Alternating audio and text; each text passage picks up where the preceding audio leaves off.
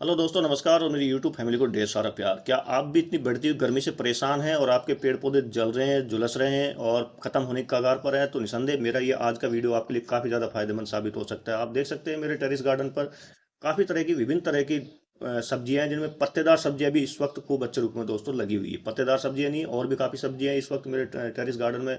Approximately 20+ सब्जियां लगी हुई है। भीषण गर्मी के चलते कुछ सब्जियों को लॉस हुआ था, बट मैंने ये 4 स्टेप जो मैं आपको आज इस वीडियो के अंदर बताने वाला हूँ, 4 स्टेप को अगर आप फॉलो करते हैं, अगर 4 स्टेप को पूरा कर लेते हैं, तो निसंदेह आपका भी जो गार्डन है, जैसे मेरा गार्डन है पूर्ण रूप से हरा भरा है, सब्जियों से लदा हुआ है, उस तरह से आपके भी यहाँ पर गार्डन पूरे फूलों से, सब्जियों से बिल्कुल पूर्ण रूप से लदा रहेगा। चाहे वो आपने जमीन पर सेटअप कर रखा हो या आपने टेरेस पर सेटअप कर रखा हो।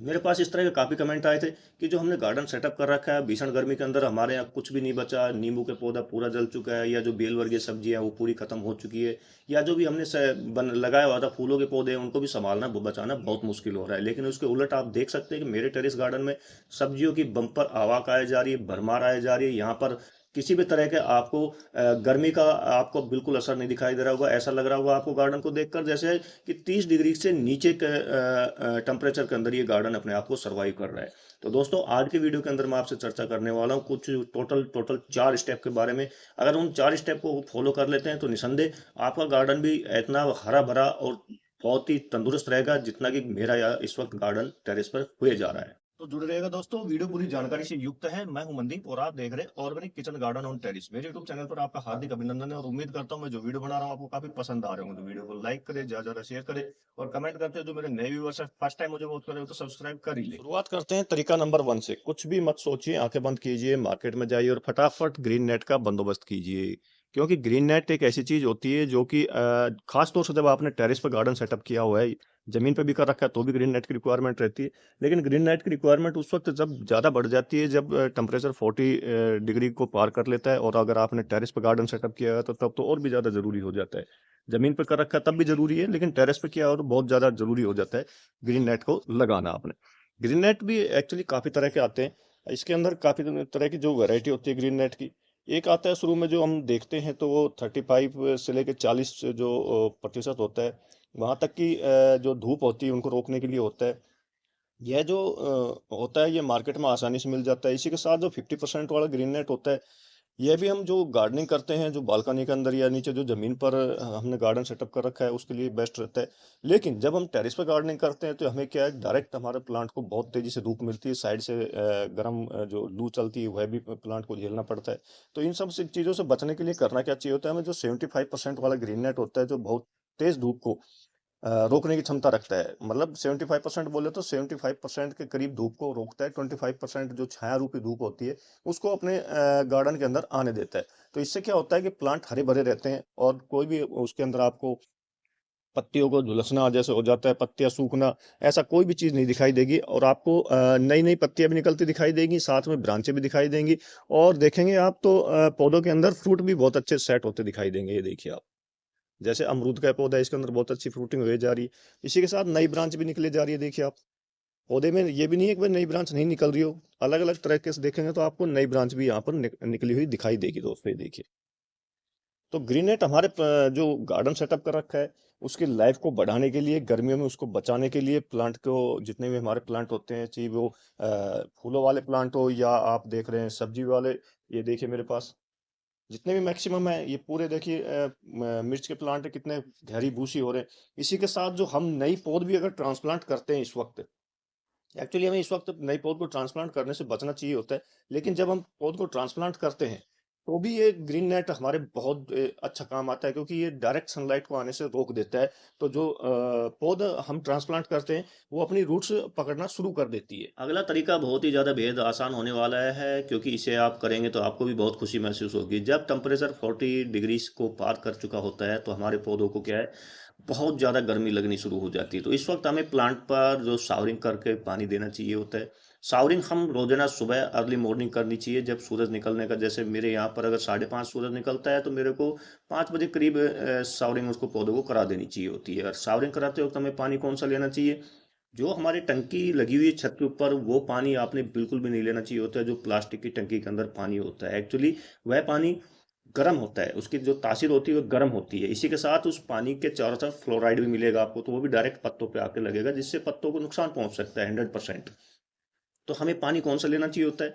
क्या तो हमारे यहाँ सबमर्सिबल लगी हो जो ज़मीन से ताज़ा पानी निकालती हो, या फिर जैसे आपके यहाँ पर नल का जो डायरेक्ट पानी आता है जलदाय विभाग का, तो उस पानी को, वो पानी क्या डायरेक्ट ज़मीन से निकला हुआ होता है, तो वो पानी क्या ठंडा पानी होता है। आपने देखा होगा कि सर्दियों में पानी ज़मीन में नीचे से गर्म निकलता है और गर्मियों में पानी वो ठंडा निकलता है। तो यही इस पानी का जब हम स्प्रे करते हैं अपने प्लांट पर, तो प्लांट को बहुत ज़्यादा बेनिफिट देता है। अब स्प्रे हमें करना कब चाहिए होता है, वो तो मैं बता चुका आपको। आप अर्ली मॉर्निंग करें या फिर आप शाम के वक्त करें, जब सूरज अस्त हो जाता है तो उस वक्त करें। बीच में दिन में बिल्कुल भी आप स्प्रे भूल कर भी ना करें। इसी के साथ दोस्तों, जब आप गार्डनिंग करते हैं, चाहे वो जमीन पर कर रहे हैं या चाहे टेरेस पे कर रहे हैं, चाहे जमीन पे पौधा लगा रहे हैं हम, या चाहे पोट में पौधा लगा रहे हैं, पौधे में कभी भी इस वक्त जब टेम्परेचर बढ़ जाता है तो बिल्कुल भी निराई और गुड़ाई ना करें, गुड़ाई भी ना करें, निराई भी ना करें। कारण जो ये इस तरह की घास आप देख रहे हैं खड़ी हुई पौधे के अंदर, एक तरह से पौधे को प्रोटेक्शन देने का पूरा पूरा काम कर रही है। कारण कि जब तेज हवा चलती है तो मैक्सिमम हवा को भी ये भी रोकती है। तो ये जब रोकती है तो हमारा प्लांट जो होता है वो थोड़ा सुरक्षित रहता है। हवा के जो मेन जो टक्कर होती है एयर की आने की, वो इन सब चीज़ों को रोक लेता है। तो इस तरह जो गार्डन के अंदर जो एक्स्ट्रा खरपतवार खड़ी हो जाती है इस वक्त, जो तेज हीटिंग के अंदर काफ़ी तरह की घास है जो इतनी हीट वाली समय पर खड़ी होनी शुरू हो जाती है, उग जाती है ऑटोमेटिक, उसको बिल्कुल भी ना निकालें। साथ में गुड़ाई भूल कर भी ना करें, क्योंकि इस वक्त अगर आप गुड़ाई करते हैं तो अगर कोई रूट डैमेज होगी तो मुश्किल हो जाएगा उसको दोबारा डेवलप होने के लिए। साथ ही डेली गुड़ाई करेंगे तो आपको क्या होगा, या जैसे मान लो 5-6 दिन में आपने गुड़ाई करी तो क्या होगा कि पौधे को डेली पानी की रिक्वायरमेंट ज़्यादा रहेगी। इसलिए जब भी टेम्परेचर 40 डिग्री प्लस होना शुरू हो जाता है तो बिल्कुल भी प्लांट में गुड़ाई ना करें। अगला उपाय आ जाता है दोस्तों, जो प्लांट पत्तियां झाड़ना शुरू करता है इस तरह से, तो दोस्तों पत्तियों को निकाले मत। ये पत्तियां इसमें क्या मल्चिंग का काम करती है। पत्तियों को इसी में पड़ा रहने दे। गार्डन का जो भी कचरा निकलता है, पत्तियां निकलती है, बड़े पत्ते निकलते हैं, उन सबको इकट्ठा करें और गमले के अंदर इस तरह फैला दें। ये मल्चिंग का काम करते हैं, बहुत बढ़िया। पौधे के अंदर जो हमारी जो पोट की मिट्टी होती है उसको ये बिल्कुल नहीं सूखने देते।